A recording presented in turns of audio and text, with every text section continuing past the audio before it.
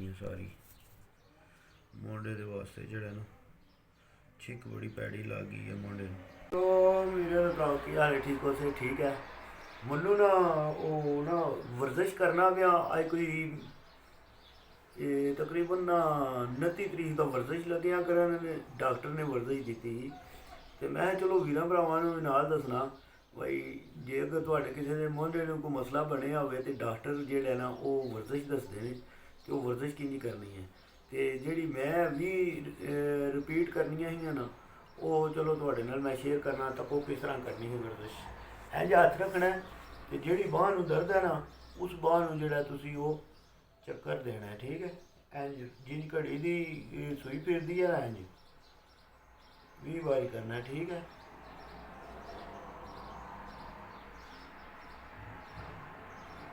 बिल्कुल बांह नूं ढिल्लियां छड्ड देना ठीक है।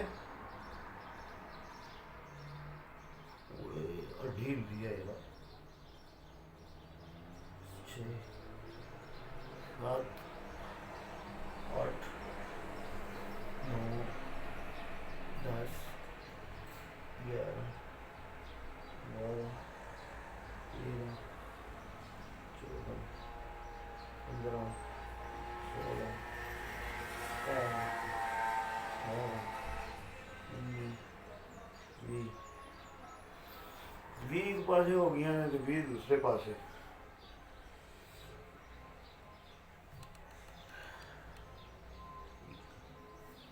दो तीन चार पाँच अगे बाहर वाली साइड की ना हूँ अंदर वाली साइड 6 7 बिचू हड्डी हिली है 8।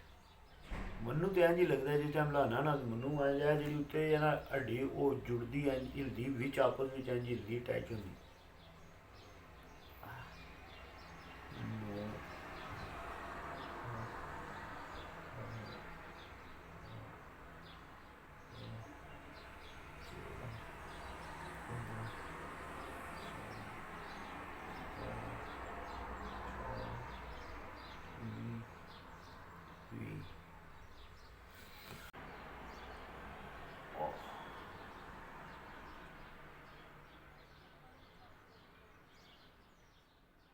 9 किया जी ना ए जी मैं हूँ लग्या हाँ वर्जिश करा फिर ए वाली वर्जिश करनी है फिर उसके तो बाद ए वाली वर्जिश करनी है। ये सारे उन्होंने डॉक्टर जड़ा ना सैट बना के दिते ने सारिया वर्जिशां जड़ियां ने करनियां है तो क्या है सारिया वर्जिशां जड़ियां ने ये करनियां ने। ये हूँ रोज़ जड़ा ना वर्जिश ये करना है तो किया जरा सारिया वर्जिशां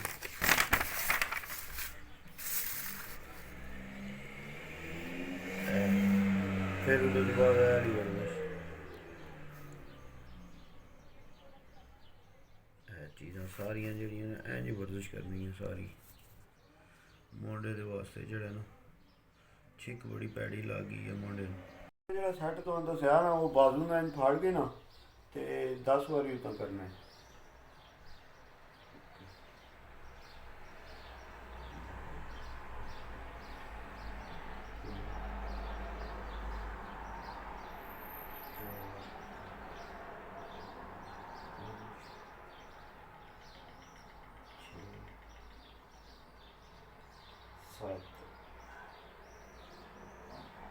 Ocho, 9, 10।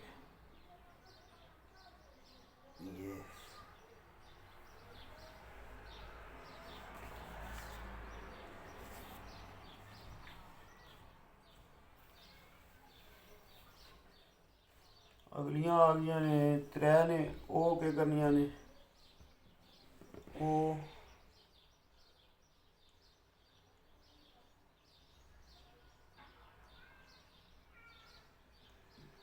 हूँ इनू हत्थ रख के जड़ा ना वो 20 to 30 सैकंड जड़ा ना वो दूजी बांह नाल असी बर्दाश्त करना है 20 to 30 सैकंड। चलो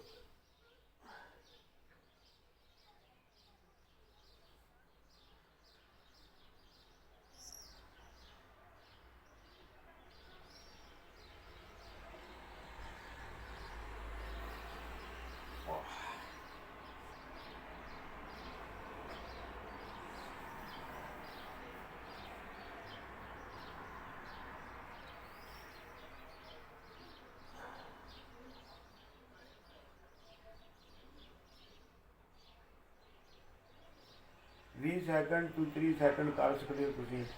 ਜੇਕਰ ਚੌਖਾ ਦਰਦ ਹੋਵੇ ਤਾਂ ਫਿਰ ਵਾਹ ਛੱਡ ਵੀ ਸਕਦੇ ਹੋ।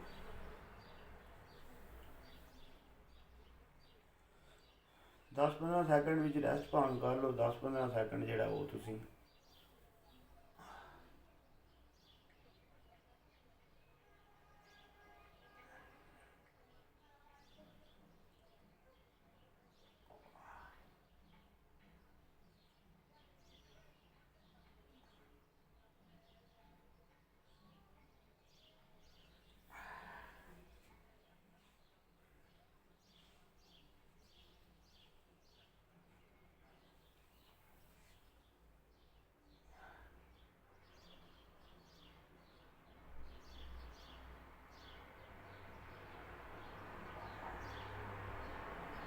ਇਹ 3 ਰਿਪੀਟੇਸ਼ਨਾਂ ਕਰਨੀਆਂ ਨੇ ਤੁਸੀਂ।